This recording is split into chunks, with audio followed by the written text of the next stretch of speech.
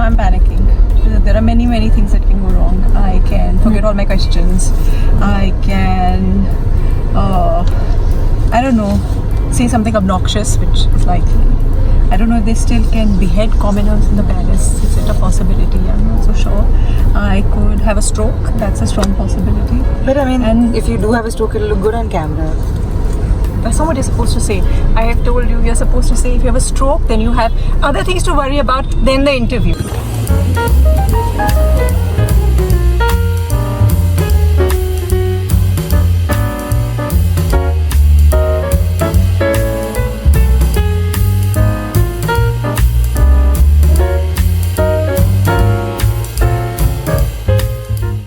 Everyone thinks that a princess is someone who's running around corridors with peacocks in these silken clothes and jewelry with a horde of attendants. Was that your childhood? My childhood was more in school than being at home.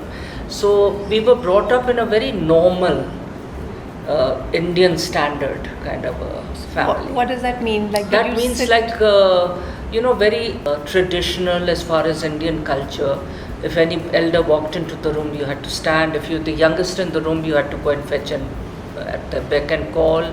And you spoke when you were spoken to, and you sat on the ground. You never sat on the top. The elders sat on top, on sofas. Even my mother and the middle-aged grown-ups also, they had to wait for the very older people to talk first. But then if you went away when you were 5, what kind of a relationship did you have with your parents? Like, did you have how we have dinner table conversations with our kids, or was it that kind? No, not at all.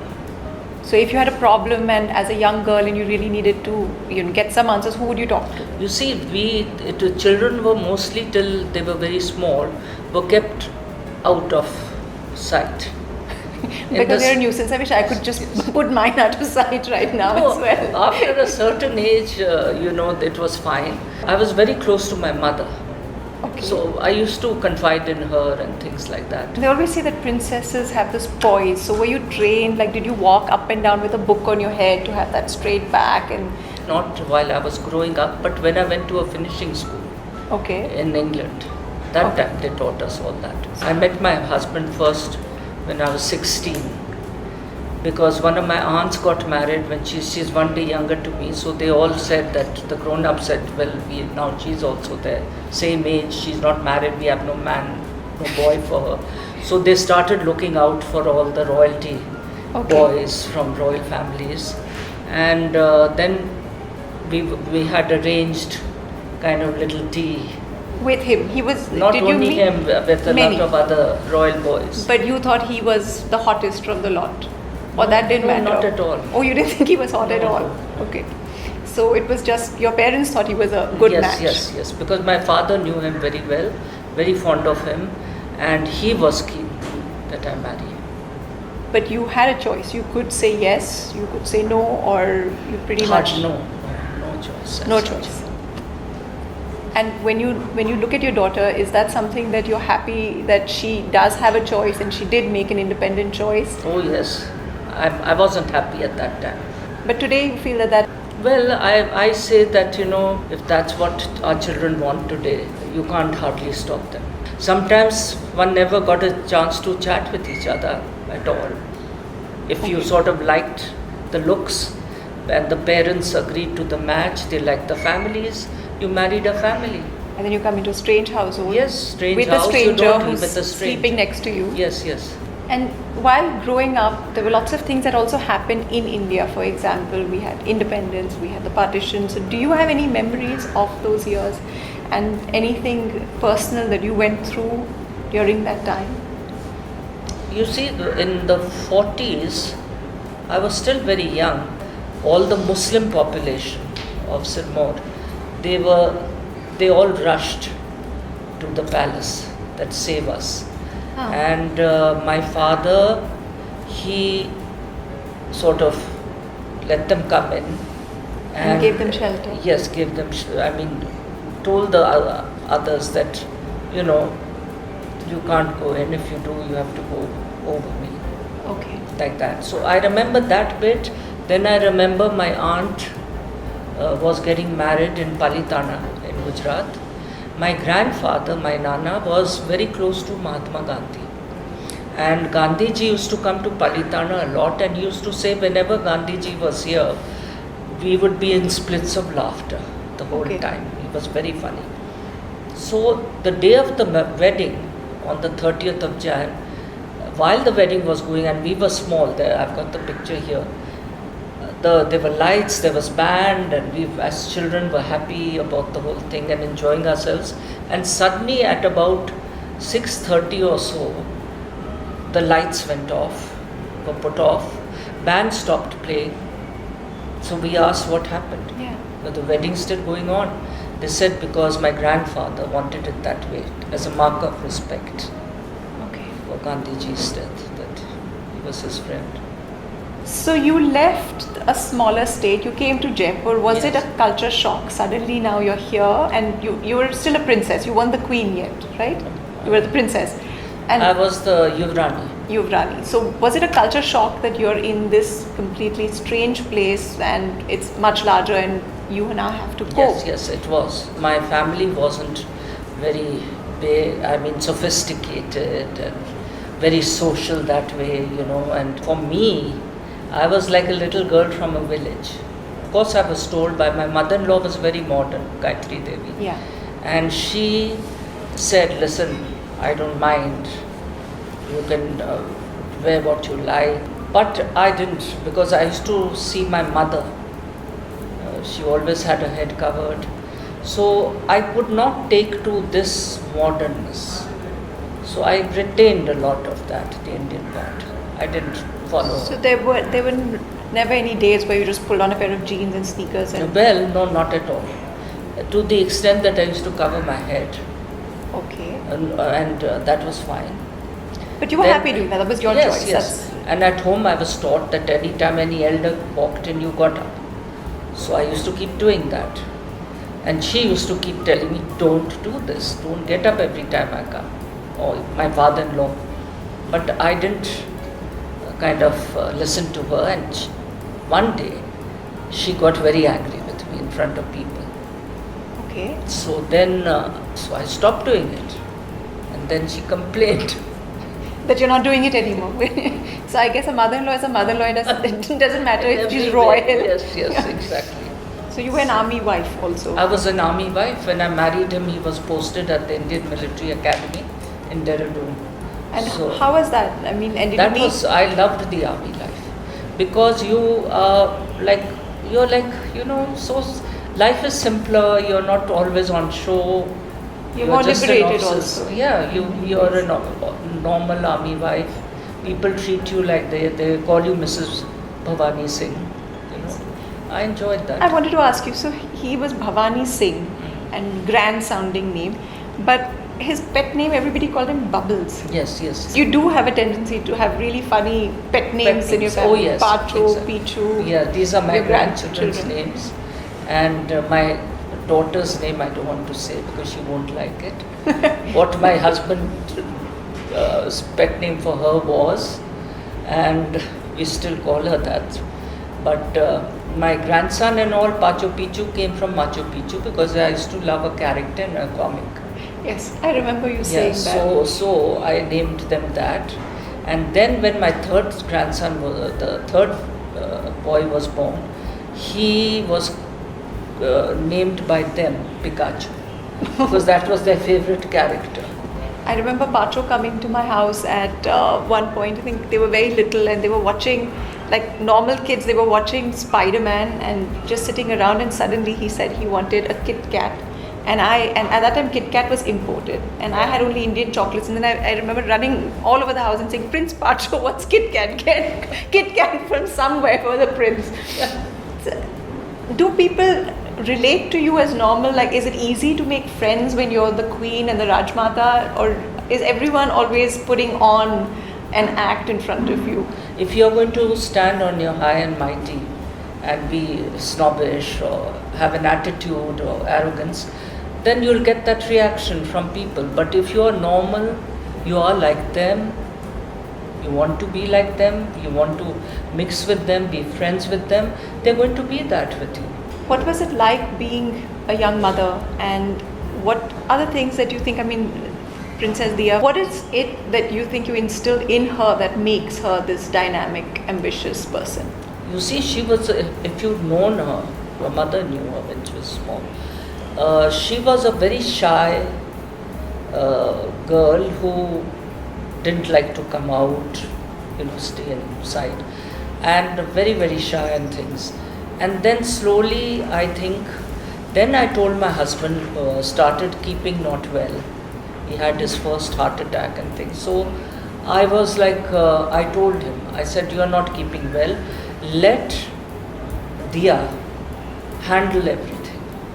We are there to guide her, but just tell her to take over the museums, everything, the school, whatever, everything. So that's how we started off. And I think that gave her a lot of confidence. One of your female friends, which you have many, told me a story about how your grandson went to this wall right there where you have family portraits and has asked you about some new pictures, and are these your new relatives? What are these new pictures on that wall? Can you please tell us a little bit about it? So you see, there was this Turkish, I have a lot of friends who we talk about Netflix and things, and there was this Turkish serial which we all loved, the main two characters. What is the Turkish serial called? It's called Love is in the Air. Okay. So we got so involved in this whole thing that I said I'm going to put up his picture. And Madhubala, as you notice, is also there because she was my favorite star, and I used to see a lot of her when I was young. But then we put up these two Turkish guys. Okay. So my youngest grandson also, he comes and tells me, he said, Nani, if you can put up your Turkish actors and now it's no more sacrosanct for the family, he said, why don't you put up John Paul, my favorite actor or whatever he is.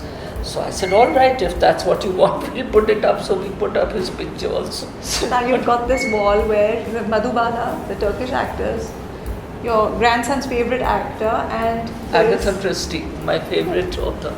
Why? Do people ask you about Agatha Christie? Why is she on this wall? They did. A lot of people did. Who is she? So I said, my governess. Used to be my governess. I first thought it was the Queen of England right up on that wall. The British royal family has been very close, the Queen and Prince Philip, to my in-laws. Okay. And they used to come a lot and stay also. In 62, I think they stayed with us. Then my husband plays polo, so Prince Charles and we became very good friends and kept up that thing. And then Prince Charles became godfather to my two elder grandchildren. Do you ever look at the Queen's jewels and say, my jewels are better? I remember when Princess Diana had come. This was just before she divorced. And she and Prince Charles came together, and we were just having cocktails. And I went up to her and she was standing and she said, you've got that picture of my, some grandmother-in-law, whichever. She said, the tiara she's wearing, my mother-in-law has made it as a necklace for me. Okay. So basically, all their jewels really went from India, didn't they? Even the Kohinoor went from Rajasthan, right, originally. The Kohinoor was from Ranjit Singh, I think, Maharaja Ranjit Singh. I mean, it's got a long history, I think 5,000 years old. Yes. So she was, their jewels are nice, beautiful. Because they are ours. What is the beauty tip that your mother gave you, which you have followed all these years? My mother used to love sandalwood. Okay. So she used a lot of sandalwood soap and shikakai soap for hair and things like that, very basic stuff. Did you follow that? No, I wish I had. Yeah, that was my next question. When you look at young women today, what do you think are the challenges that you see they're facing which you did not have to face? In which ways is life easier for them and more difficult for them compared to the life that you led and your time? I think in our time, which I always keep telling my grandchildren, is that We never dieted at our age. All our cooking was done in pure ghee, Okay. and we never ever thought, oh, I've had one sweet, I can't have another one. We never did that. Today's young people, I'm sure even yourself, Yeah. you're all worried about what you put into your body. But in our time, at your age, I don't know, somehow I don't think that weight problem was so strong Okay. So the weight was just waiting to unleash on our generation. on your generation, and then later on us when we grow older, of course, if we are not careful. Apart from being independent, they are very confident, which we were not. I don't think our generation had that confidence. What is your tip to aging gracefully? You can only age gracefully if you are fit, if you are healthy. A person who has problems health-wise, it's not easy to be graceful. And be proud of your age. You know, I think one should be proud that, listen, I've reached so many years. My parents died when they were 52. So I'm proud that I can see my grandchildren grow up. Yeah, but you're doing well. You're traveling, you meet your friends, you have a great time. So that's a Yes. wonderful way to be.